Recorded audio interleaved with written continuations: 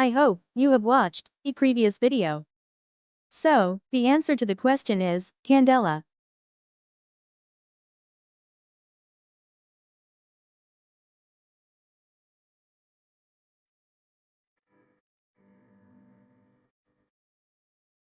Which vitamin is produced when sunlight hits the skin? Right answer option D, vitamin D. Which of the following is a vector quantity? Right answer option D, acceleration. Which element is used in thermometers?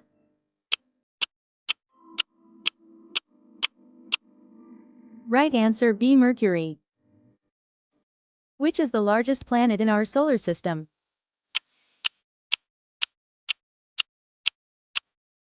Right answer C, Jupiter. Q5. Which enzyme breaks down proteins in the stomach? Right answer option B, pepsin. Which blood group is known as the universal donor? Right answer option C, O negative. Which part of the nephron is primarily responsible for filtration? Right answer option C, glomerulus. What is the shape of the d orbital? Right answer option C, double dumbbell. The energy produced in the sun is due to. Right answer option B, nuclear fusion. Which of the following is a non-reducing sugar?